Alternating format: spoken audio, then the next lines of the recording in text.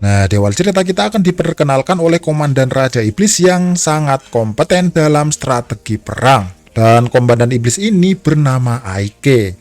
Nah, si Aike ini ternyata adalah seorang manusia, guys. Manusia yang menjadi komandan pasukan Raja Iblis. Dan ternyata si Aike ini di waktu kecil dipungut oleh seorang iblis yang menemukannya dulu saat masih bayi. Di sana dia dirawat, dilatih, dan dibesarkan oleh iblis tersebut. Dan iblis itu adalah seorang iblis penyihir terkuat yang pernah ada bernama Romber.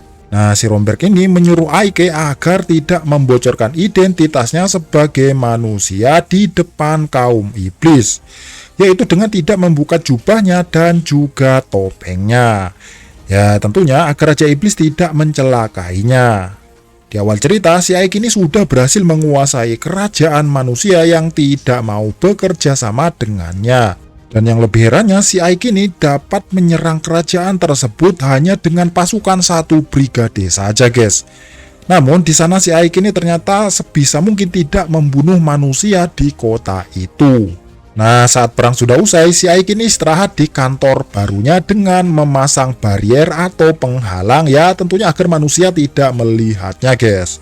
Dan setelah beberapa saat ternyata si Aike ini menyadari kalau di bawah mejanya ada seorang pelayan bernama Sati. Nah, di sana saat si Sati ini ketahuan, si Sati ini memohon agar tidak dibunuh karena telah melihat wujud asli si Aike ini, guys.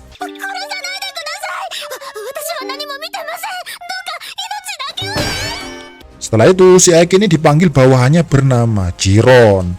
Di sana si Aike ini ditanyai para warga di sana, berapakah kami akan membayar pajak?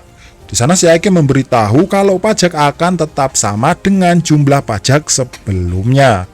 Namun jika pihak manusia memberontak di kota yang baru ini, maka si Aike tidak segan-segan akan membunuh manusia yang memberontak tersebut.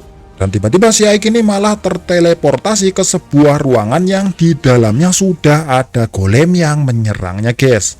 Namun karena si Aike ini memang sangat overpower, si Aike ini dapat dengan mudah mengalahkannya. Di sana ternyata sudah ada atasannya, yaitu Sephiroth. Nah, Sephiroth ini adalah ketua pasukan brigade ke-7 pasukan Raja Iblis, guys. Dan satu-satunya orang yang mengetahui rahasianya sebagai manusia. Di sana, si Sephiroth lah yang memanggil Aike ke tempat ini untuk mengetes kekuatan golem yang dibuat Sephiroth. Nah, si Sephiroth ini memanggil Aike bukan hanya untuk mengetes golem buatannya, guys. Akan tetapi ternyata si Aike ini dipanggil langsung oleh Sang Raja Iblis. Karena si Aike ini dapat menaklukkan kota Arsenam dalam 1 minggu dengan hanya membawa pasukan 1 brigade saja. Nah, singkat cerita, setelah mereka sampai ke dalam kastil Raja Iblis Dairokuten, si Aike ini sangat kaget melihat Raja Iblis tersebut. Ternyata Raja Iblis tersebut adalah seorang perempuan. Karena sebelumnya si Aike ini menyangka, guys, kalau Raja Iblis adalah pria yang menakutkan. Nah, di sana si Raja Iblis ini sangat terkesan dengan kinerja Aike karena menaklukkan wilayah Arsenam yang kokoh dalam waktu seminggu. Namun di sana si Raja Iblis ini bertanya kenapa dia tidak membunuh manusia dan tidak menghukumnya. Nah, di sana si Aike ini menjawab, guys, daripada kita membunuh mereka, lebih baik kita memanfaatkan mereka sebaik mungkin. Dan tiba-tiba si Raja Iblis ini terteleportasi ke depan Aike dan berkata kalau aroma Aike ini berbeda dengan para iblis lainnya. Dan dia berkata sangat penasaran dengan wajah yang ada di balik topeng Aike. Nah, kemudian si Raja Iblis ini pergi dengan berkata, aku akan tunggu kerja bagusmu lainnya dan teruslah mengabdi kepadaku. Nah, di sana si Aike ini sangat lega, guys, karena berhasil mendapatkan kepercayaan Sang Raja Iblis. Nah, setelah itu si Aike ini kembali ke kantornya dan membangunkan si Sati. Nah, di sana si Aike ini membiarkan Sati hidup, namun menjadikannya sebagai pelayan pribadinya karena sudah terlanjur tahu identitasnya. Namun di sana si Sati malah senang, guys, karena tidak jadi dibunuh. Nah, setelah itu si Aike ternyata dijadikan pemimpin kota Ivarias oleh Sang Raja Iblis. Dan Ivarias ini adalah kota kecil di sebelah selatan kota Arsenam. Karena kota itu hancur akibat serangan Sephiroth, akhirnya si Aike lah yang memperbaikinya. Namun karena memperbaiki kota itu butuh setengah tahun, akhirnya si Aike ini memberikan target kepada Chiron dan bawahannya untuk menyelesaikan kota ini hanya dengan waktu 1 bulan. Yang tentunya dengan menggabungkan tenaga ras iblis dan juga ras manusia. Ternyata di sana si Aike ini memberi upah kepada manusia dan juga iblis yang bekerja keras membangun kotanya. Ya tentunya agar manusia dan iblis tidak tertekan dengan pekerjaan mereka, guys. Nah setelah itu si Aike dan Sati ini pergi ke wilayah musuh. Ya tentunya dengan misi mencari tahu informasi tentang pergerakan musuh. Di sana si Sati ini malah ikut-ikutan berjudi. Saat si bandar tadi hendak menipu Sati, si Aike ini datang dan mengungkapkan kepalsuan bandar tadi dengan sihirnya. Nah setelah itu si Aike ini melihat prajurit kerajaan seperti berjalan tergesa-gesa. Nah kemudian tiba-tiba datanglah si bandar tadi dengan membawa seorang algojo. Nah di sana si bandar tadi ini ternyata meminta Sati dan juga Aike untuk bertanggung jawab karena kerugiannya. Nah, di sana si Aike ini langsung mengancam mereka dengan sihirnya. Sekaligus bertanya kepada bandar tadi kenapa para pasukan terlihat terburu-buru. Di sana si bandar tadi ini menjawab kalau kerajaan ini membuat aliansi dengan kerajaan lain untuk menyerang kerajaan iblis. Dan sebelum mereka beraliansi, bandar tadi mendengar kalau pasukan Rosaria ingin balas dendam kepada pasukan Raja Iblis. Dan kota pertama yang akan mereka serang adalah kota Ivarias, yaitu kotanya si Aike. Ya, karena kota Ivarias masih dalam perbaikan dan pertahanannya terbilang sangat lemah, guys. Makanya mereka memutuskan untuk menyerang kota Ivarias terlebih dahulu. Nah, singkat cerita, setelah beberapa hari, ternyata pasukan Rosaria menyerang kota Ivarias, yaitu kotanya Aike. Di sana, pasukan Rosaria dipimpin oleh kesatria mawar putih bernama Alistair. Saat si Alistair ini mencoba menembak kota dengan manjanik, tiba-tiba muncullah pasukan iblis dari dalam tanah dan menyerang mereka.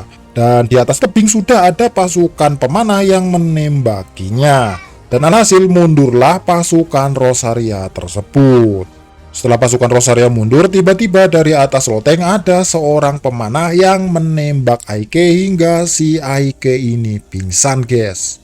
Nah, di markas kota Rosaria, si pemimpin pasukan Rosaria mendapat berita kalau Alistair gagal menyerang pasukan Raja Iblis. Di sana, pemimpin Rosaria memerintahkan prajuritnya untuk memenjarakan Alistair karena kegagalannya menyerang Ivarias. Saat si Aike sadar, si Aike ini sudah terbaring di samping kaptennya yaitu Sephiroth. Nah, di sana si Sephiroth ini menjelaskan kepada Aike kalau Aike terkena panah beracun. Namun luka panah tersebut sudah disembuhkan oleh Sephiroth.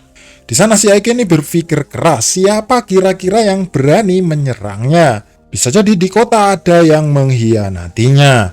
Di sana si Lilith dan Sati langsung menjenguk Aike, namun lagi-lagi mereka berkelahi memperebutkan Aike. Si Lilith ini adalah skubus atau iblis wanita yang derajatnya itu setara dengan Chiron atau si babi jelek, guys. Nah setelah itu si Aike ini menyuruh Chiron untuk mencari informasi tentang keberadaan kesatria mawar putih yaitu Alistair. Nah, singkat cerita, si Aike ini mendapat informasi dari Chiron kalau komandan kesatria mawar putih di penjara karena gagal merebut kembali kota Ivarias. Nah, mendengar informasi itu, si Aike langsung pergi sendirian ke penjara tersebut, guys.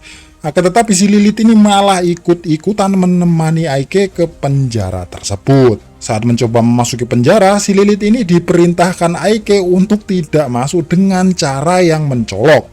Namun ya karena si Lilith ini memang dasarnya iblis yang ngawur, si Lilith ini malah terang-terangan menghabisi para penjaga penjara tersebut.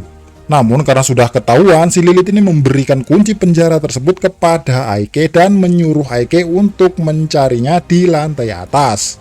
Sedangkan dirinya akan meladeni para penjaga yang lain. Saat baru memasuki penjara, si Aike ini langsung diserang oleh si Alistair, guys. Namun karena skill bertarung si Aike ini lebih unggul, si Aike ini dapat menjatuhkan Alistair dengan mudah. Di sana si Ike ini mencoba berbicara dengan Alistair karena ingin memastikan sesuatu. Dan ternyata si Ike ini menanyai Alistair apakah dia yang menyuruh seseorang untuk menyusup ke kotanya dan menembaknya dengan panah. Namun sebelum Alistair menjawab, si Alistair ini malah menanyakan kepada Ike apakah kamu benar-benar manusia.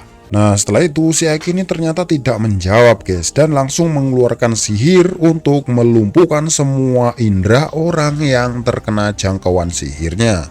Saat si Ike keluar dari sel, di sana si Ike hendak digeprek dengan pasukan yang bertubuh raksasa. Namun si Ike ini langsung mengeluarkan sihir gravitasi dan membuat si raksasa itu terjatuh guys. Nah di sel ternyata si Alistair pun ikut terjatuh karena terkena sihir gravitasi tadi. Tanpa pikir panjang, si Ike ini langsung menyelamatkan Alistair dan bertanya ulang tentang siapakah yang hendak membunuhnya kemarin. Karena si Alistair tidak mau menjawab, akhirnya si Ike ini mengeluarkan sihir pembaca pikiran. Dan tiba-tiba dari belakang si Lilith melihat si Ike seperti bermesraan dengan Alistair. Di sana si Lilith ini marah dan menyuruh Ike untuk memeluknya seperti saat memeluk Alistair. Namun di sana si Ike ini mengabaikan Lilith dan hendak pulang ke markas. Nah di sana si Alistair ini bertanya, kenapa kalian langsung pergi padahal aku tidak mengatakan apapun. Nah di sana si Ike ini menjelaskan kepada Alistair kalau dirinya sudah membaca pikirannya dan mengetahui kalau si Alistair ternyata tidak ada hubungannya dengan kasus pembunuhan terhadap dirinya kemarin. Nah sesampai di markas, si Ike ini memberikan Sati beras dan menyuruhnya memasak beras. Karena di kota Ivarias ternyata itu tidak ada beras guys. Dan beras di sana termasuk sangat-sangat langka. Dan jika Ivarias menanam beras dan bisa memproduksi beras, maka Ivarias akan mendapatkan keuntungan yang sangat besar. Nah setelah itu si Ike ini mengumpulkan semua pasukan iblis. Di sana si Ike ini langsung membaca semua pikiran mereka dan mendapati salah seorang goblin yang merasa panik. Tanpa pikir panjang, si Ike ini langsung teleportasi ke depan goblin tersebut dan langsung menanyainya. Setelah itu si Ike ini langsung melapor kepada atasannya yaitu Seviro mengenai pengkhianatan tersebut dan apa yang harus Ike lakukan terhadap si pengkhianat ini. Di sana si Seviro ini menyuruh Ike untuk menghukum pelakunya dengan hukuman yang setimpal guys. Nah di tempat lain si Jess selaku ketua di balik pembunuhan Ike mendapati laporan dari beberapa anggotanya kalau bisa jadi kita sudah ketahuan. Dan saat ini si Ike ini datang ke sini sendirian. Nah saat si Jess dan Ike ini bertemu, ternyata si Jess ini membawa pasukan yang amat banyak guys. Ketika si Jess ini terlanjur ketahuan kalau dirinya berkhianat, si Jess ini sangat percaya diri kalau pasukannya ini pasti bisa mengalahkan Ike yang seorang diri. Saat pasukan Jess ini hendak menyerang, tiba-tiba terlihat dari atas langit ada hujan meteor guys, yang menyebabkan kota kekuasaannya Jess ini hancur lebur. Dan ternyata itu adalah ulah Seviro yang membantu Ike menghancurkan kota. Saat si Jess ini hendak kabur, tiba-tiba muncullah Ike dan menawari Jess dua pilihan. Memilih menyerah sekarang atau menyerah setelah semuanya hancur. Nah, di sana si Jess ini tetap tidak ingin menyerah dan mencoba melawan Ike dengan menyuruh anggotanya maju. Saat para bawahan Jess ini menghadapi Ike, si Jess ini diam-diam kabur lewat jalan rahasia. Namun saat si Jess ini merasa lega karena bisa kabur, tiba-tiba si Jess ini diserang dari belakang. Dan ya itu adalah ulah Ike yang dapat menemukan lokasi Jess dengan monster pendeteksinya yang menempel pada Jess. Nah di sana si Ike ini sekali lagi memperingati Jess untuk menyerah. Namun si Jess ini masih saja keras kepala dan tidak mau menyerah guys. Setelah itu si Jess ini masih mencoba menyerang Ike. Akan tetapi si Jess ini tetap kalah dan tidak bisa berkutik akibat sihir pengikat dari Ike. Walaupun sudah kalah, si Jess ini masih saja sombong dan mengajak Ike bekerja sama untuk mengendalikan pasukan iblis dan membuat pasukan iblis menyiksa dan memperbudak manusia. Di sana si Jess ini memberontak guys karena tidak puas dengan keputusan sang raja iblis yaitu tidak membunuh manusia. Nah, di sana si Ike ini curiga kepada Jess. Jangan-jangan si Jess ini cuma pion di balik pemberontakan ini. Dan tiba-tiba datanglah Sephiroth dan memaksa Jess untuk berbicara. Namun tiba-tiba si Jess ini kesakitan karena racun yang ada di dalam dirinya aktif, guys. Dan saat si Ike ini menyembuhkan racun tersebut, ternyata sihir Ike ini tidak mempan terhadap racun tersebut. Di sana, si Sephiroth ini menyuruh Jess menyebutkan siapa bos atau dalang di balik pemberontakan ini. Nah, singkat cerita, setelah si Jess ini menceritakan siapa bosnya, dipanggillah si Sephiroth ke kastil Raja Iblis. Di sana si Sephiroth ini menjelaskan kalau dalang di balik pemberontakan pasukan iblis adalah ketua brigade ketiga, yaitu Basteo. Nah, setelah si Sephiroth menjelaskan hal itu, sang Raja Iblis ini tiba-tiba memanggil Basteo yang berada di belakang Sephiroth. Nah, di sana si Basteo ini mengklarifikasi kalau Sephiroth dan Ike lah yang membunuh wakil kapten, yaitu si Jess. Setelah itu mereka menuduhku sebagai tersangka. Dan bisa jadi mereka ingin mengambil alih brigade ketigaku, kata Basteo. Karena sang Raja Iblis tidak mau menyalahkan kedua belah pihak, akhirnya sang Raja Iblis ini menyuruh mereka untuk bertarung. Bagi siapa yang memenangkan pertarungan itu, maka dialah yang benar. Nah, saat si Sephiroth kembali ke markasnya, di sana si Sephiroth menjelaskan kepada Ike tentang pertarungan ini. Kalau pertarungan ini biasa terjadi di kalangan iblis. Dan pertarungannya adalah pertarungan antar ketua brigade dengan dibekali pasukan boneka.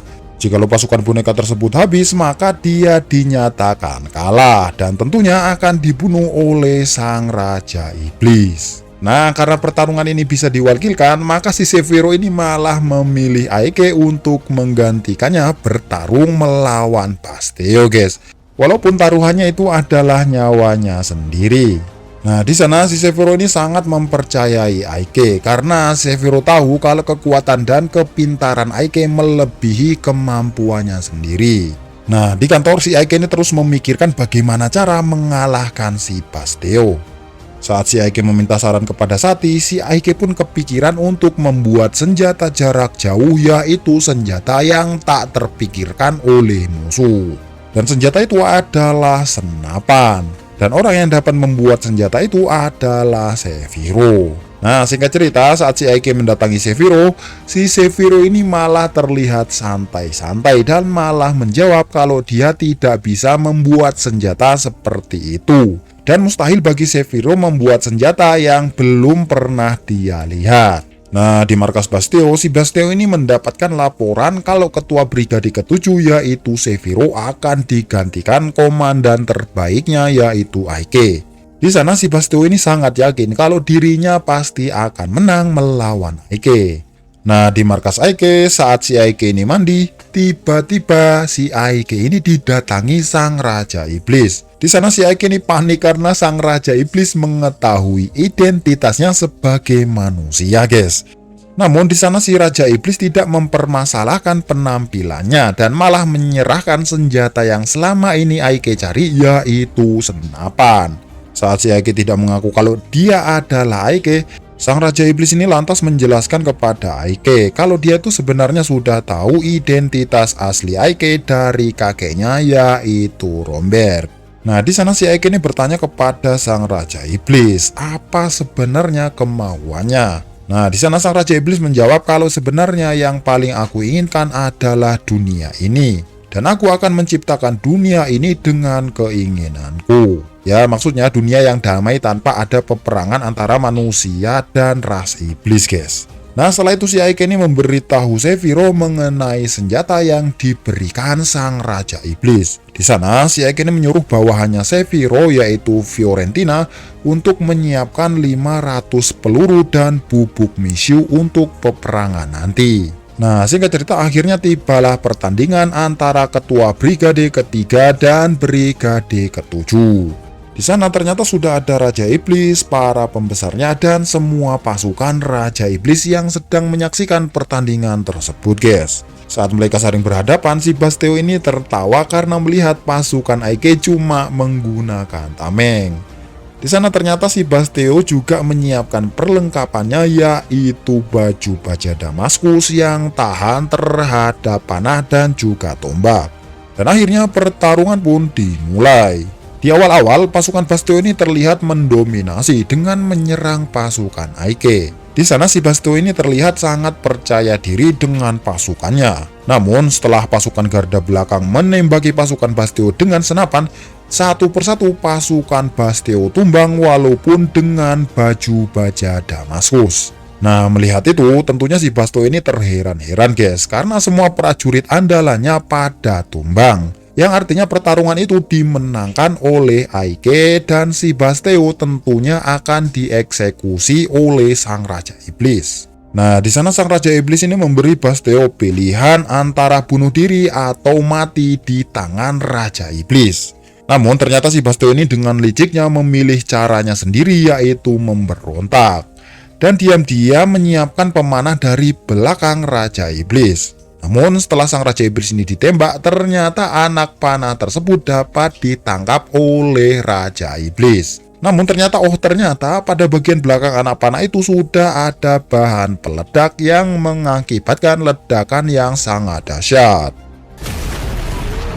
Nah, setelah itu pasukan Basteo ini membabi buta menyerangi pasukan iblis lain. Di sana dengan angkuhnya si Basteo ini mengeklaim dirinya menjadi Raja Iblis yang baru. Ya, karena menganggap sang Raja Iblis yang lama sudah meninggoy akibat ledakan tadi guys. Nah, singkat cerita, setelah pasukan Basteo telah banyak menghabisi pasukan iblis lain, si Basteo menawari Aike untuk bergabung dengannya. Ya, tentunya sebagai bawahannya guys. Dan sudah jelas si Aike ini pasti menolaknya guys, dan mengatakan kalau kamu tidak pantas menjadi Raja Iblis. Dan akhirnya terjadilah pertempuran antara Aike dan juga Basteo. Di sana si Aike ini dapat dengan mudah menghabisi pasukan Basteo dengan sihirnya. Melihat kemampuan Aike menghabisi bawahannya, tentunya si Basteo lagi-lagi terheran guys. Tanpa pikir panjang, si Aike ini langsung terbang di hadapan Basteo dan meledakkan kepalanya dengan sihirnya. Namun walau kepala Basteo puntung, akan tetapi si Basteo ini masih saja tertawa dan masih belum mati guys. Dan tiba-tiba dari belakang tubuh Basteo bersiap menggeprek Aike. Namun serangan Basteo tadi masih bisa dihindari Aike. Nah, setelah itu para pasukan Basteo pada bangkit ya, karena memang rata-rata pasukan Basteo adalah mayat hidup guys. Jadi ya tidak akan mati terkena serangan fisik ataupun serangan sihir. Nah, singkat cerita, si pasukan Basteo pun terus-terusan menyerang Aike tanpa henti. Di saat si Aike ini terjepit, ternyata si Aike ini malah dipanah. Dan untungnya panah peledak tadi masih bisa ditangkis Aike dengan sihir bariernya. Nah, karena tenaga Aike sudah mau habis, akhirnya si Aike ini mengeluarkan sihir yang terlarang di kalangan iblis, atau sihir yang mustahil dikeluarkan oleh kaum iblis, yaitu sihir putih atau sihir penyucian. Dan alhasil pasukan mayat hidup Basteo lenyap dengan sihir tersebut. Nah, di atas loteng ternyata masih ada tukang panah Basteo yang hendak memanah Aike. Namun tangan si tukang panah tersebut dipotong oleh Seviro. Dan di luar arena ternyata para pasukan Raja Iblis memukul mundur pasukan mayat hidup Basteo. Dan bukan hanya itu saja, ternyata para komandan Seviro di Brigade 7 datang membantu. Nah, di dalam arena ternyata Raja Iblis pun memunculkan diri dan memberi kesempatan terakhir kepada Basteo. Jikalau Basteo menang melawan Aike, maka nyawanya akan diampuni.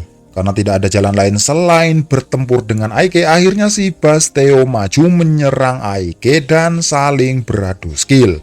Karena si Basteo ini lebih unggul di fisik, akhirnya si Basteo ini menyerang Aike dengan membabi buta. Di sana barier si Aike terlihat retak guys. Dan saat si Basteo menembaki Aike dengan sihirnya, si Aike pun langsung membalas sihir Basteo dengan sihir suci atau sihir putih. Dan alhasil sihir Basteo termakan oleh sihir putih Aike.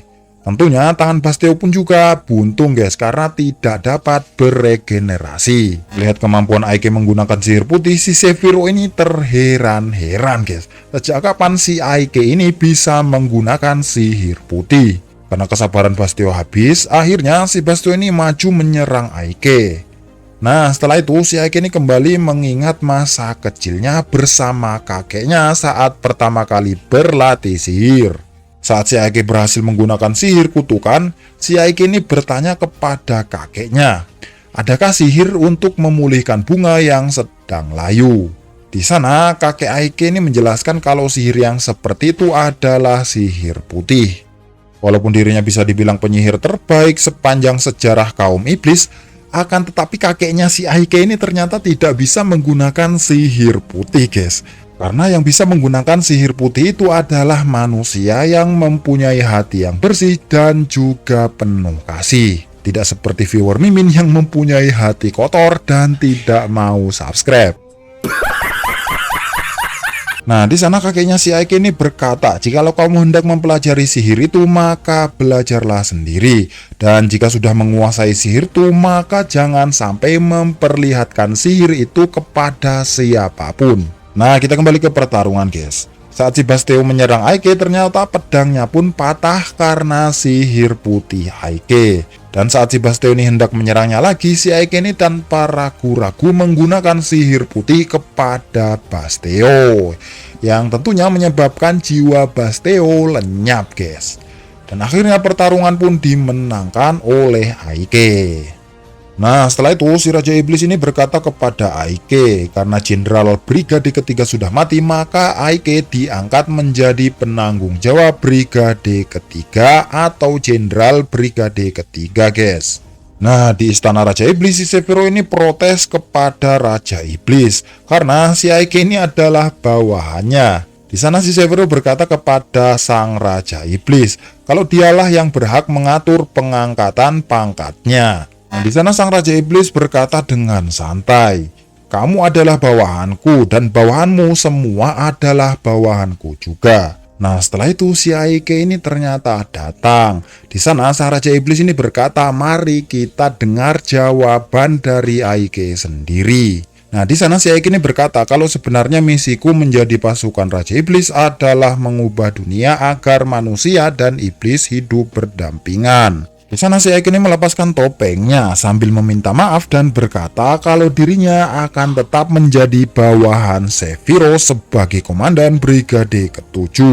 Dan sebagai gantinya si Aike ini akan membuat Ivarias sebagai kota pertama di mana manusia bisa hidup berdampingan dengan iblis. Dan kota Ivarias saat ini sudah mulai terbiasa dengan kehidupan mereka semua.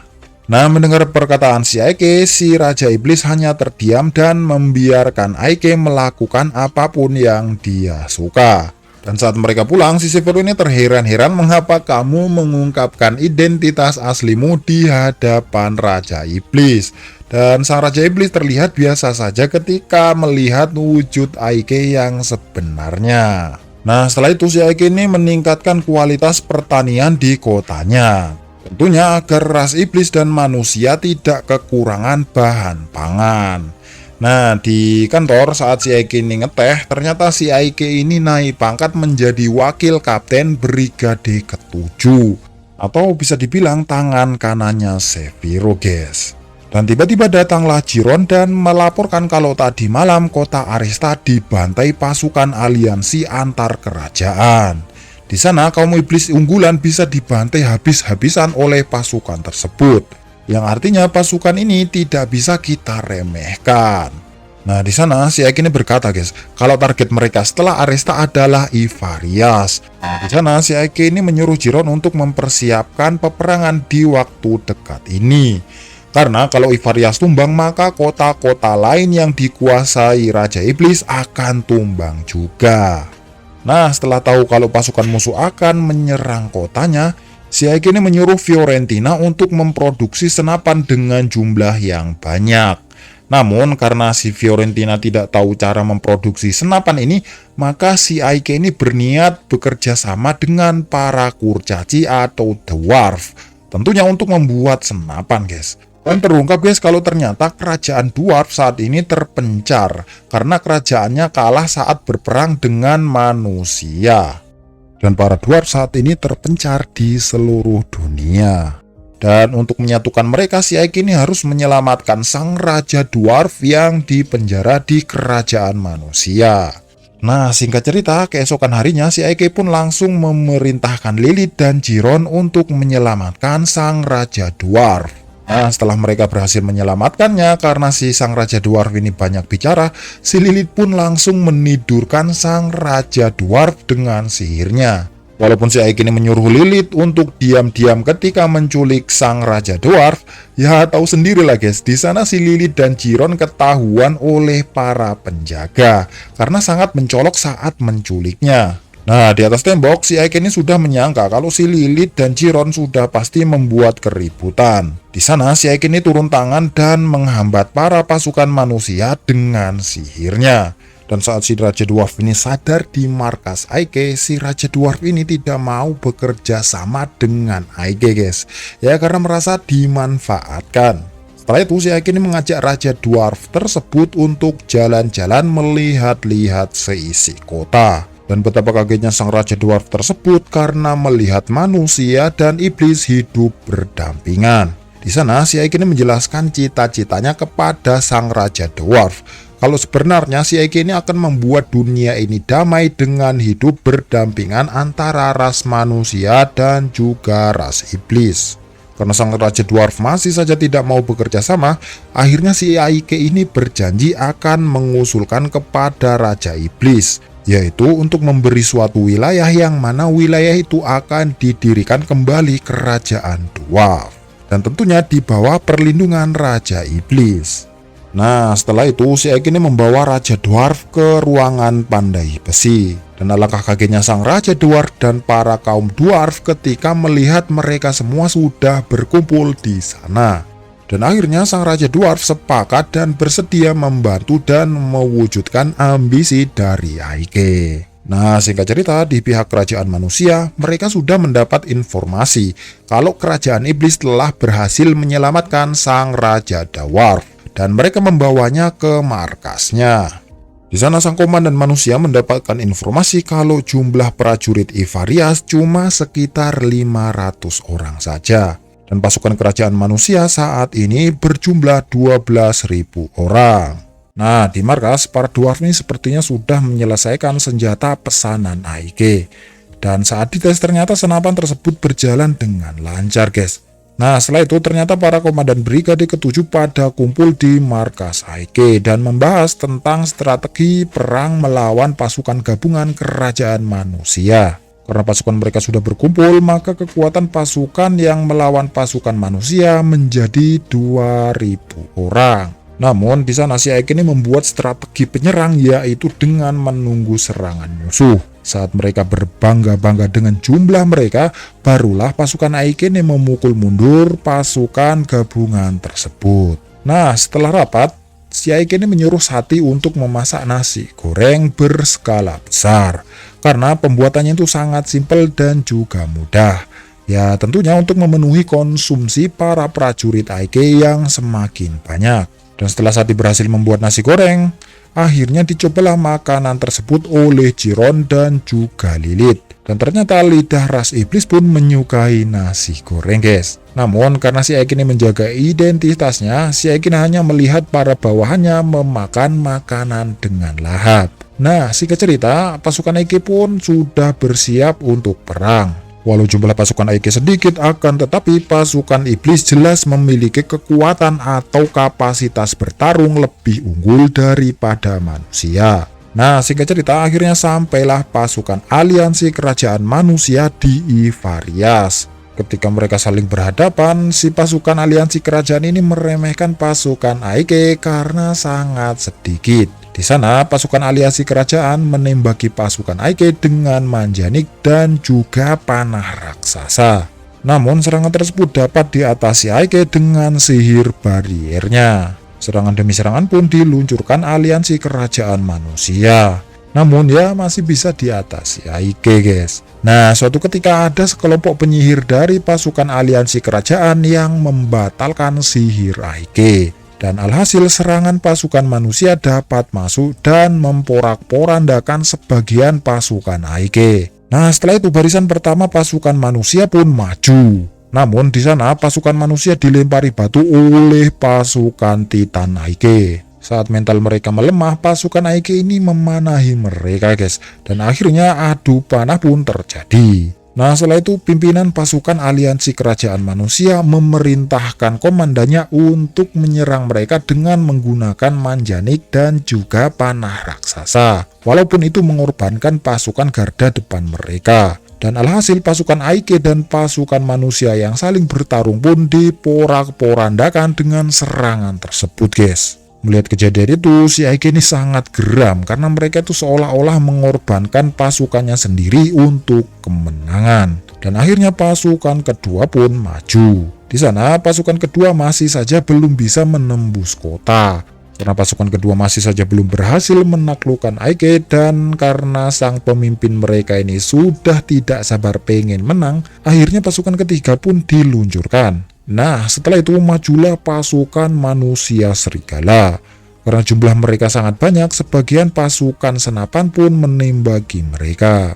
Nah, di sana pasukan musuh pun terlihat ketakutan, guys. Sebagian ada yang mundur, sebagian ada yang masih bertarung.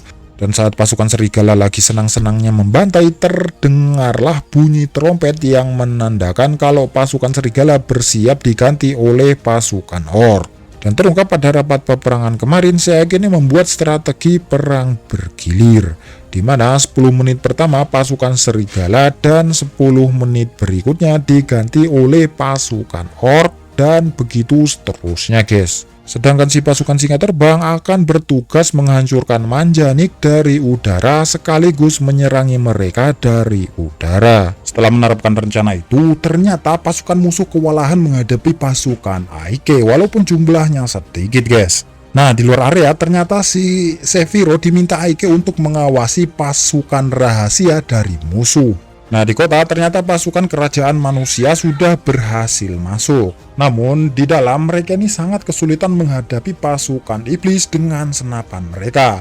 Nah di garda belakang si ketua pasukan aliansi kerajaan disarankan mundur oleh sang komandannya. Karena para pasukan mereka sangat kewalahan menghadapi kota Ivarias. Namun karena sang pemimpin aliansi kerajaan manusia sangat gengsi kalau mundur karena bisa mencoreng nama baiknya tentunya, akhirnya si pemimpin tersebut memerintahkan komandannya untuk menyerang kota Ivarias secara total. Akhirnya mereka pun mengarahkan semua prajuritnya. Saat para prajurit mereka maju, tiba-tiba tanah yang mereka injak terbelah menjadi dua guys. Dan menjatuhkan sebagian dari mereka ke dalam lubang tersebut. Dan ternyata itu adalah sihir dari Aike. Nah, di garda depan, si Aike ini berhasil menjatuhkan si pemimpin pasukan dari kudanya dengan sihirnya. Nah, di sana si Aike ini memberi kesempatan kepada ketua pasukan tersebut. Kalau dia mau menarik pasukannya, maka nyawanya akan diampuni. Setelah itu tiba-tiba dari belakang si Raja Dwarf mengayunkan kampaknya hingga melukai perut pemimpin pasukan aliansi kerajaan.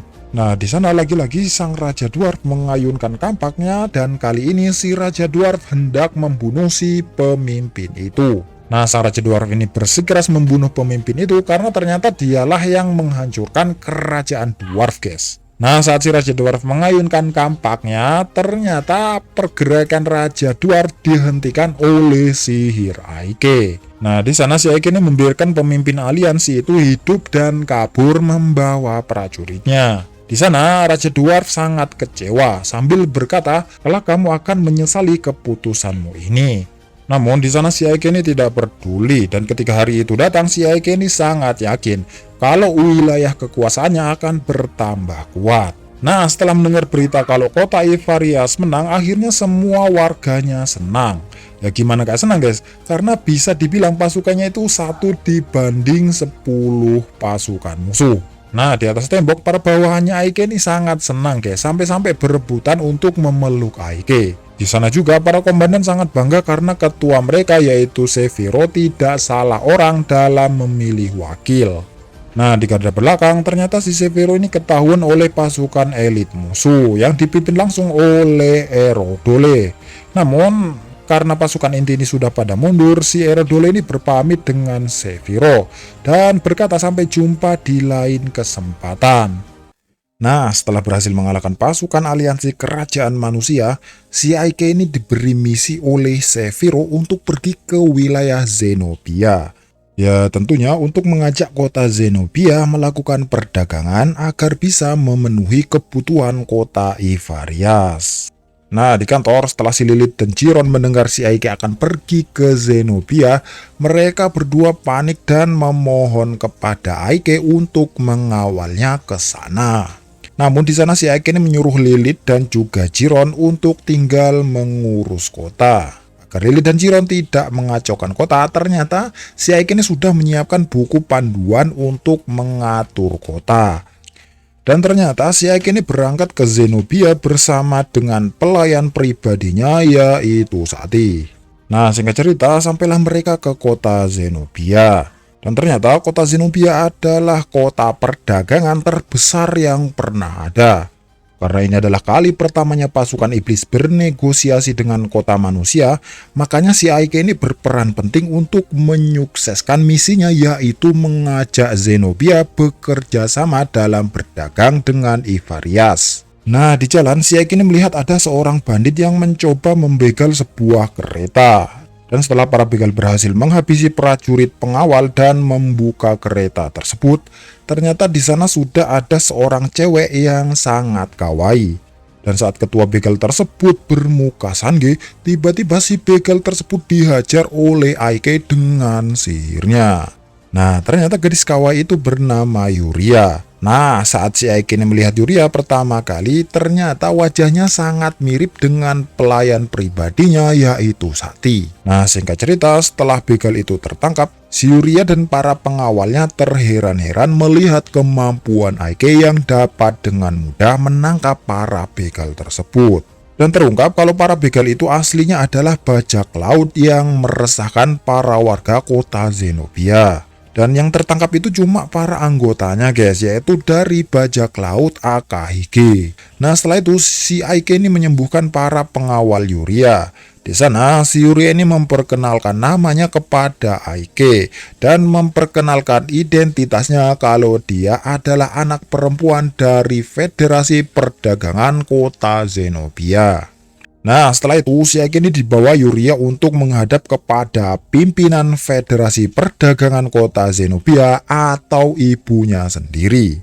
Nah, setelah itu si Eltoria atau ibunya Yuria mempersilahkan Yuria untuk beristirahat karena dia akan berbincang dengan Aike.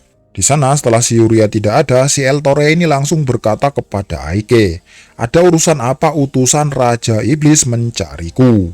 Nah, mendengar itu si Aike ini sangat kaget dong, karena si Eltoria ternyata sudah mengetahui identitasnya kalau dia adalah utusan dari Raja Iblis. Si Eltoria ini mengetahui kalau si Aike ini dari pasukan Raja Iblis karena si Eltoria mendapat kabar dari anaknya dan pengawalnya kalau Aike mempunyai kemampuan sihir yang sangat luar biasa.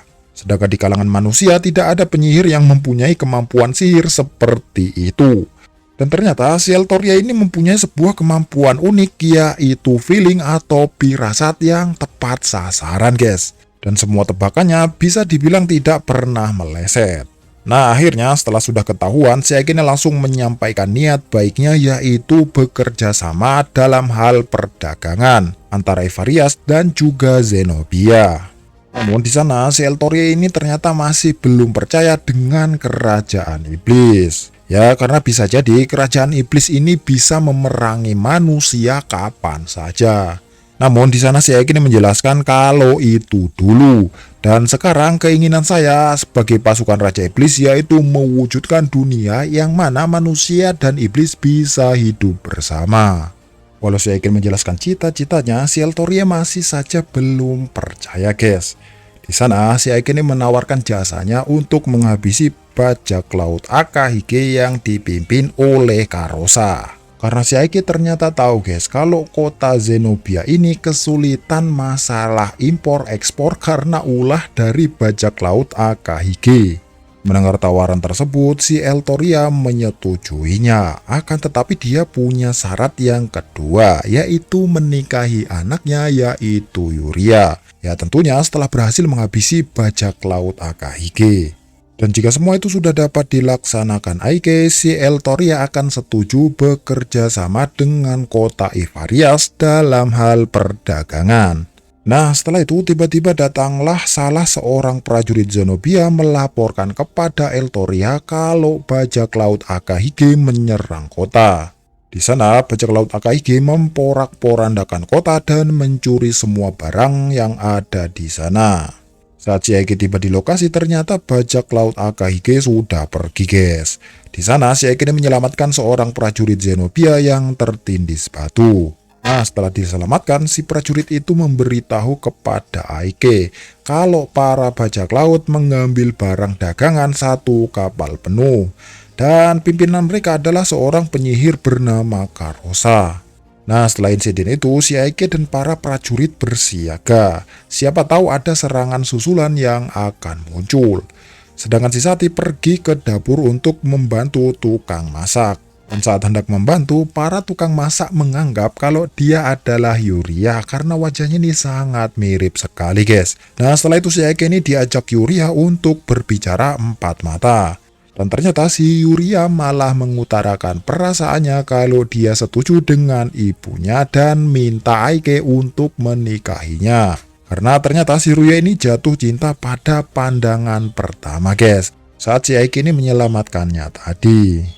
Namun setelah si Yuria ini mengutarakan perasaannya kepada Aike, si Aike ini masih sangat bingung, guys. Karena hal ini tuh terjadi di luar dugaan. Nah, saat si Yuria melamar Aike, ternyata di balik pintu sudah ada Sati yang mendengar percakapan mereka. Mendengar percakapan itu, si Sati sedih dong ya, karena si Sati jelas menyukai Aike, guys. Nah, setelah itu si Sati ini langsung pergi untuk berbelanja dan berusaha melupakan kecemburuannya. Namun saat usai belanja, ternyata si Sati diculik oleh seorang anggota bajak laut Akahige dan membawanya ke kapal. Si Sati diculik karena dikira si Sati ini adalah Yuria atau putri Eltoria. Dan setelah sadar, si Sati ini langsung bergegas kabur. Dan alangkah kagetnya Sati kalau ternyata dia sudah ada di tengah laut di atas kapal bajak laut Akahige. Nah, setelah itu tiba-tiba muncullah ketua bajak laut Akahige yaitu Karosa. Dan mengatakan kepada anggotanya kalau itu bukanlah putri dari ketua perdagangan Zenobia. Nah, di kota karena si Aike ini tidak menemukan Sati di mana-mana, makanya si Aike ini meminjam kapal kepada Eltoria. Ya, tentunya untuk menangkap Karosa dan sekaligus menyelamatkan pelayan pribadinya yaitu Sati. Nah, setelah itu akhirnya berangkatlah si Aike dengan menaiki kapal yang dipinjam dari Eltoria. Nah, di kapal si Karosa ini memaksa Sati untuk menggunakan pakaian pelayan, yang mana pakaian itu sangat membuat orang yang melihatnya berdiri tegak. Di sana si Sati ini terlihat malu, guys, karena menggunakan pakaian itu. Nah, karena si Sati ahli dalam memasak, si Sati ini meminta kepada Karosa untuk memasak di kapal ini. Karena memang si Karosa ini tidak mempunyai tukang masak, akhirnya Karosa mengizinkannya untuk memasak. Nah, saat sedang memasak, si Sati ini meminta sake kepada para awak kapal. Dan ternyata si Sati ini sengaja membakar kapal dengan sake yang dia dapatkan tadi. Nah, di sana si Sati ini berusaha kabur dan mencari cara agar keberadaannya itu dilacak oleh tuannya yaitu Aike. Dan ternyata si Sati ini membakar kapal dengan lilin yang dia dapat tadi. Saat kapal terbakar, si Sati ini berharap agar tuannya menemukan keberadaannya. Namun, walau bersembunyi, si Sati ini dapat ditemukan dengan mudah karena si Sati mengeluarkan bau wanita yang mencolok. Nah, di sana si Sati ini lagi-lagi berusaha kabur. Akan tetapi tetap tidak bisa kabur karena Karosa mengunci kaki Sati dengan sihirnya. Nah, di sana si Karosa ini menyuruh bawahannya untuk memotong kaki Sati karena telah berbuat ulah di kapalnya. Saat bawahan Karosa hendak memotong kaki Sati, tiba-tiba terbanglah bawahan Karosa itu karena terkena sihir Aike. Nah, akhirnya pertempuran pun dimulai. Namun, walau pasukan Karosa banyak, akan tetapi si Aike ini dapat mengalahkan mereka semua dengan mudah. Nah, setelah itu si Aike ini berterima kasih dengan Sati karena membuat tanda dengan membakar kapal Karosa. Nah, setelah itu si Karosa ini muncul dan langsung menembakkan sihirnya kepada Aike dan juga Sati. Namun di sana si Aike ini ternyata masih bisa menangkisnya dengan sihir bariernya. Tembakan demi tembakan pun diluncurkan oleh Karosa. Di sana si Aike ini berusaha kabur dan membuat strategi. Saat si Karosa merasa bangga karena telah melenyapkan Aike dengan sihirnya, tiba-tiba muncullah Aike dengan menggunakan sihir yang sama dengan Karosa. Di sana si Karosa ini terheran-heran karena melihat si Aike dan Sati masih hidup. Tanpa pikir panjang, si Aike ini langsung menembak Karosa dengan sihir air hingga si Karosa terlempar ke kapal bawahnya Eltoria. Dan akhirnya pulanglah mereka semua dengan membawa Karosa dan para bawahannya hidup-hidup. Nah, setelah sampai di kota, si Eltoria ini berterima kasih dengan Aike karena menangkap Karosa hidup-hidup. Nah, di tempat lain ternyata si Sephiroth dan para pasukannya kalah dalam peperangan melawan aliansi kerajaan. Nah, di Zenobia ternyata si Aike ini menghadiri pesta yang dibuat oleh Eltoria. Dan saat acara akan dimulai, ternyata si Aike baru tahu kalau pesta itu adalah acara pertunangannya dengan Yuria. Di sana si Aike ini sangat protes dengan Eltoria karena ini terlalu mendadak. Dan saat acara itu baru mulai, tiba-tiba dari atas langit muncullah cahaya yang menerobos masuk ke dalam ruangan. Dan ternyata itu adalah Sang Raja Iblis. Di sana Sang Raja Iblis meminta Aike bergegas kembali ke kota untuk membantu Sephiroth. Nah, di kota Aresta ternyata pasukan aliansi kerajaan manusia dipimpin langsung oleh Erudole, yaitu komandan terbaik di kerajaan manusia. Nah, di sana ternyata si Erudole ini berhasil mengalahkan Sephiroth dan bawahannya dan telah menguasai kota Aresta. Nah, kita kembali ke Aike. Nah, setelah si Aike ini ke markasnya dengan sihir teleportasi, setelah itu si Jiren melaporkan juga kalau Ivarias diserang juga beberapa pasukan musuh. Di sana si Jiren melaporkan kepada Aike kalau saat peperangan ada seorang gadis kecil yang membantunya menjaga Ivarias. Dan tentunya dia bisa mengalahkan semua pasukan musuh sendirian.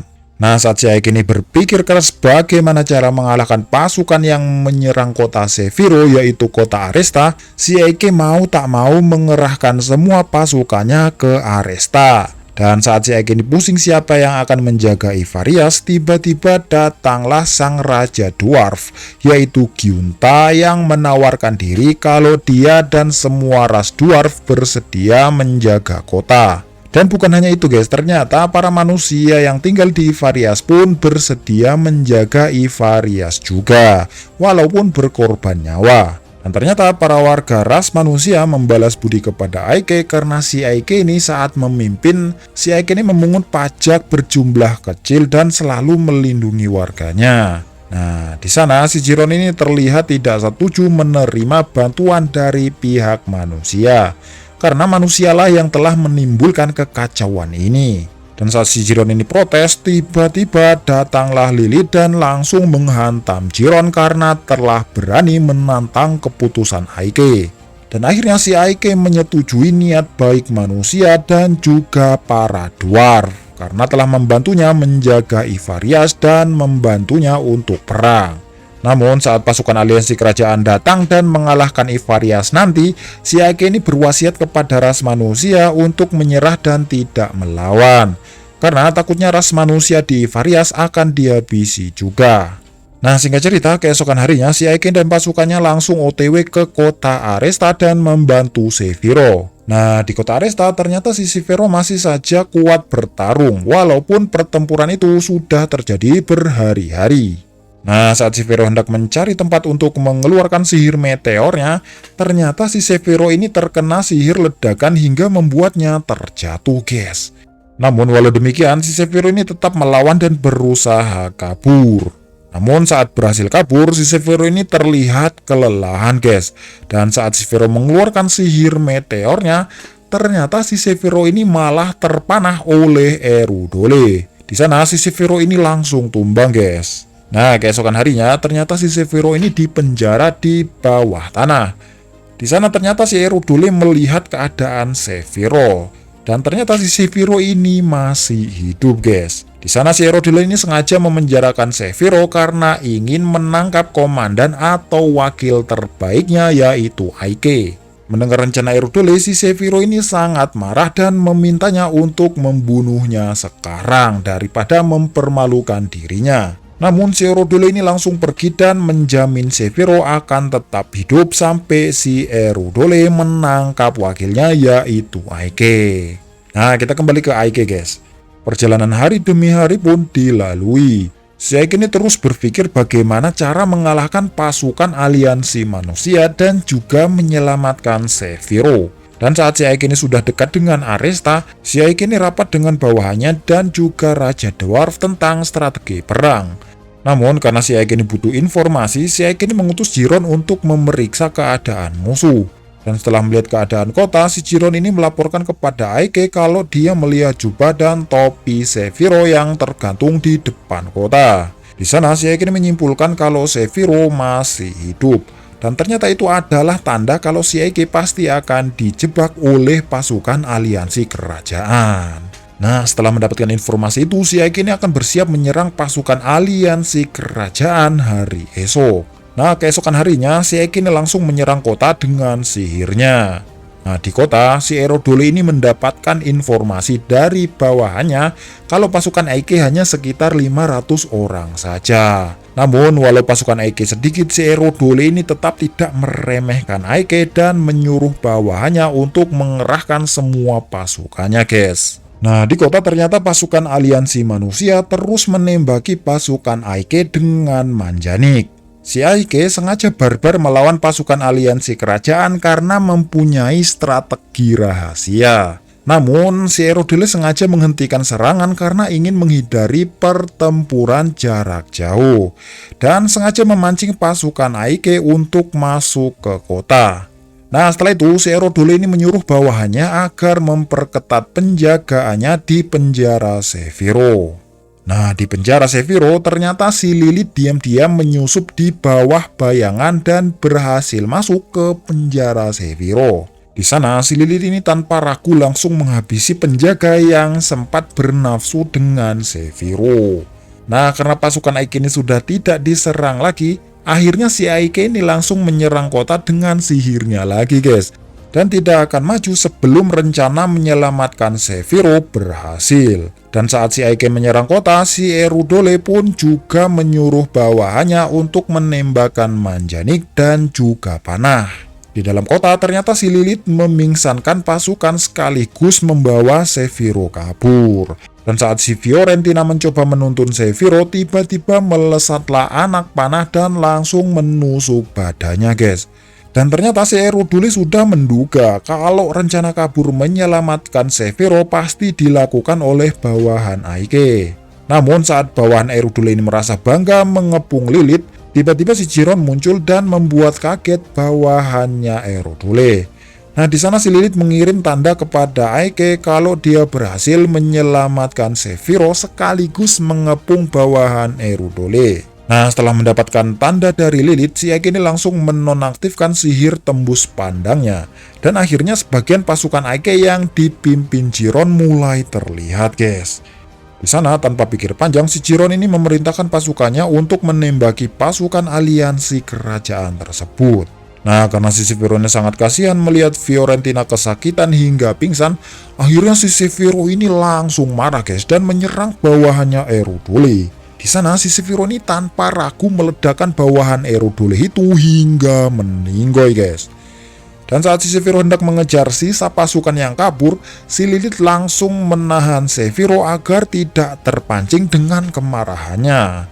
Namun karena si Sephiroth ini sudah sangat marah, si Sephiroth ini menyuruh Lilith minggir karena dia akan mengamuk. Nah, di sana si Lilith menjelaskan kepada Sephiroth kalau strategi ini adalah strategi yang Aike buat.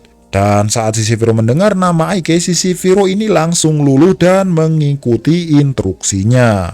Nah, di benteng depan si Erudole ini mendapatkan laporan kalau pasukan iblis tiba-tiba muncul dan menghabisi para pasukan penjaga tawanan. Nah, di kota, pasukan Aike yang dipimpin Chiron ternyata lanjut menghabisi pasukan aliansi kerajaan yang tersisa, guys. Di sana, si Chiron menembakkan flare gun yang menandakan pasukan Chiron sudah berhasil memukul mundur pasukan manusia. Nah, setelah si Aike mendapatkan tanda dari Chiron, si Aike ini langsung mengerahkan pasukan terbangnya untuk menjatuhkan bom ke seluruh kota. Dan di kota ternyata si Chiron, Lilith, dan kawan-kawan menyuruh bawahnya untuk kabur meninggalkan kota. Karena sebentar lagi kota akan dihujani bom. Nah, saat si Erudule melihat pasukan Aike membawa bom, si Erudule menyuruh pasukannya untuk mundur dan mengungsi. Nah, saat bom sudah pada dijatuhkan, si Aike memerintahkan pasukannya untuk maju menghabisi pasukan Erudule yang tersisa. Dan akhirnya peperangan pun dimenangkan oleh pasukan Aike. Nah, keesokan harinya saat para komandan brigade ke-7 kumpul, para komandan bertanya kepada Aike kenapa masih banyak manusia yang berkeliaran. Nah, di sana si Severo ini menjelaskan kepada bawahannya kalau itu adalah manusia dari Ivarias yang ikut membantu peperangan melawan aliansi kerajaan manusia. Di sana juga terlihat kalau si Fiorentina ternyata agak baikan, guys. Nah, setelah itu si Chiron ini datang dan mengantarkan surat kepada Aike. Yang mana surat itu ternyata dari komandan pasukan Naga Merah, yaitu Erudule. Dan isi dari surat itu yaitu kalau Erudule sangat kagum dengan strategi dan kecerdikan Aike saat peperangan. Di sana si Erudule ini menghormati Aike dan berharap suatu saat nanti akan dipertemukan di pertempuran lain.